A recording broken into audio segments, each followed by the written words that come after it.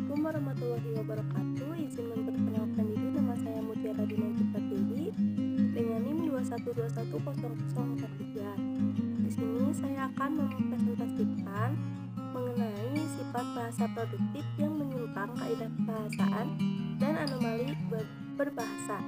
Bahasa merupakan alat komunikasi yang digunakan oleh semua orang dalam percakapan.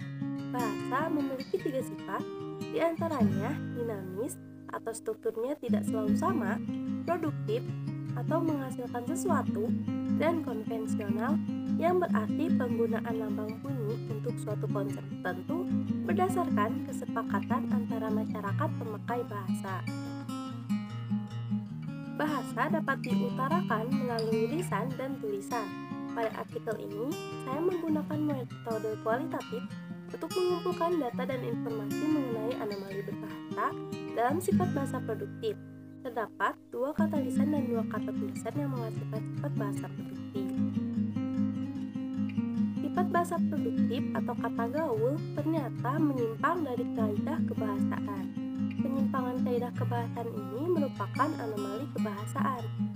Adanya media sosial membuat beberapa kalangan mengikuti perubahan bahasa tersebut. Anomali memiliki arti dalam kelas adjektiva atau kata sifat, sehingga anomali saat mengubah kata benda atau kata ganti biasanya dengan menjelaskannya atau membuatnya menjadi lebih spesifik. Anomali merupakan sebuah homonim karena arti-artinya memiliki ejaan dan memiliki pelafalan yang sama tetapi maknanya berbeda. Kata YGY merupakan singkatan dari Ya Gaisya atau Ya Geisha. Kata klean merupakan arti dari kata kalian atau yang diajak bicara lebih dari 2 orang. Kata YTTA merupakan singkatan dari yang tahu-tahu aja. Kata Ya Allah menjadi perbincangan hangat di media sosial akhir-akhir ini karena kata tersebut diucapkan oleh seorang selebriti TikTok dengan username Bunda Korla. Kata Ya Allah merupakan plesetan dari arti Ya Tuhan atau Ya Allah. Kata Ma'asyiu merupakan bentuk kata tidak baku dari ucapan terima kasih. Kata Amaza merupakan kata untuk menyatakan ketidakpercayaan dan sifatnya retoris, bentuk kata tidak baku dari masa. Kata oke merupakan kata untuk menyatakan setuju seperti oke atau ya. Kata kuy merupakan kata seru untuk mengajak, seperti yuk. Kata gue adalah kata ganti orang pertama yang berbicara atau menulis, seperti aku atau saya. Kata mengcape atau mengsedih dapat dikatakan sebagai sifat bahasa produktif karena terdapat kesalahan pada tataran bahasa, karena tidak semua kata diberi imbuhan besti. Istilah kata bahasa asing menurut Pedoman Umum Ejaan Bahasa Indonesia ini harus dicetak miring. Jika kata tersebut ditulis tangan, perlu digarisbawahi. Kata mengmeleyot termasuk kesalahan bahasa karena tidak ada dalam Kamus Besar Bahasa Indonesia dan EYD, dan arti dari meleyot yaitu tidak lurus atau bengkok. Pada anomali bahasa, maksim yang paling menonjol adalah maksim relevansi, karena ketidakselarasan yang dibangun sebagai bentuk anomali pada dasarnya dipahami oleh penutur dan mitra tutur. Sementara tujuan anomali bahasa yang banyak dijumpai adalah imbauan, sindiran, ejekan, dan juga gurauan. Kalimat yang penting ngumpulin deh, nilainya gimana nanti. Pada kalimat tersebut bukan anomali bahasa, namun memiliki keterkaitan dengan kesalahan kata. Terdapat kata tidak baku yaitu ngumpulin, seharusnya mengumpulkan. Pada morfologi bahasa Indonesia, kata mengumpulkan terdapat pada proses morfofonemik. Kata dasarnya itu kumpul, lalu ditambahkan salah satu proses morfologi yakni afiksasi awalan dan akhiran, atau dapat dikatakan konfiks.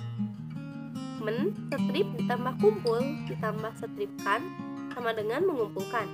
Pada singkatan gimana atau GMN itu tidak termasuk abreviasi karena kata GMN tidak termasuk dalam jenis-jenis abreviasi. Kata GMN hanyalah sebuah singkatan dari kata gimana.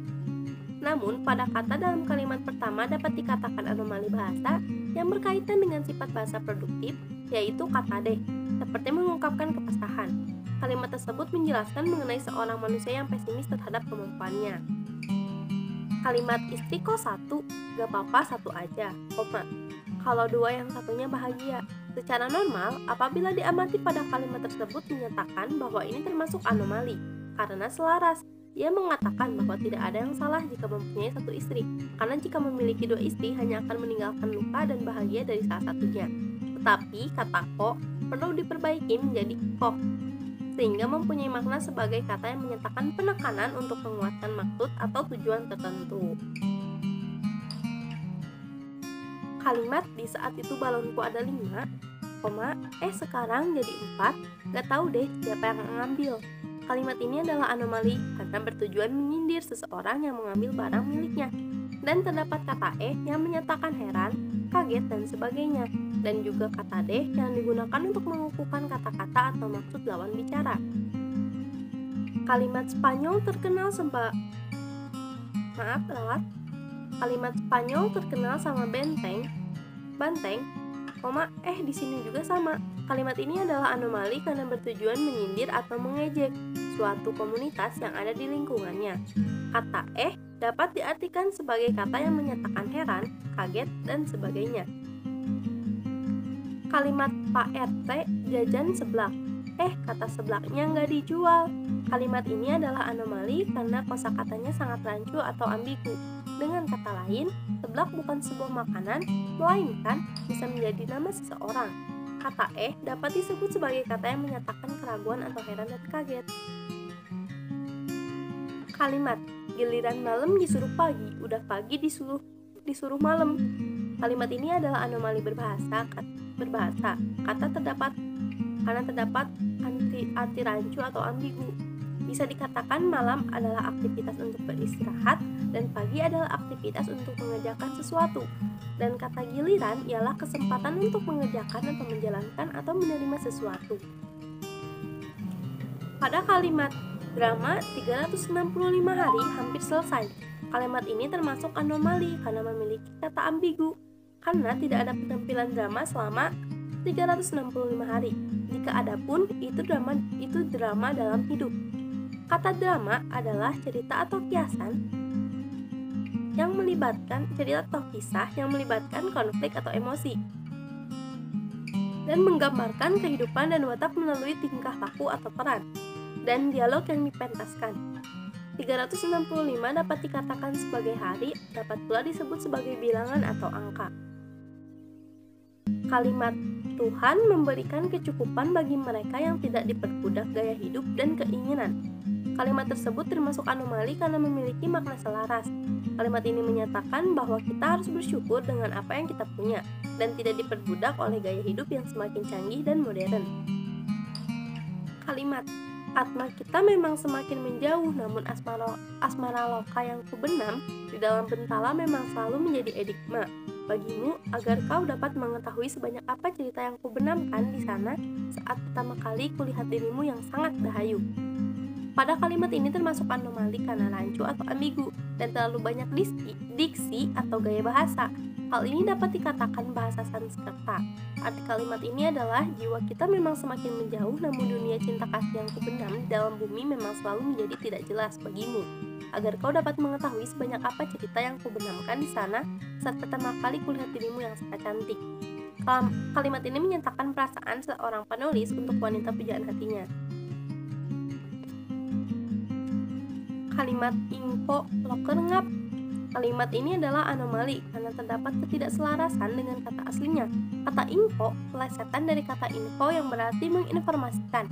Kata loker merupakan abreviasi karena terdapat singkatan yang seharusnya lowongan kerja. Kata ngap dapat diartikan sebagai teman atau sekutu. Kesimpulan dari artikel ini yaitu sifat bahasa produktif akan selalu muncul dan menciptakan inovasi baru. Hal itu dapat mengakibatkan perubahan pada suatu bahasa menjadi tidak efektif apabila digunakan saat melaksanakan kegiatan formal. Anomali dapat mengubah kata benda atau kata ganti dengan membuatnya menjadi lebih spesifik. Sebenarnya terdapat banyak anomali bahasa yang ada di sekitar kita, hanya saja kita tidak sadar akan hal itu. Mungkin hanya itu saja yang bisa saya sampaikan. Terima kasih. Wassalamualaikum warahmatullahi wabarakatuh.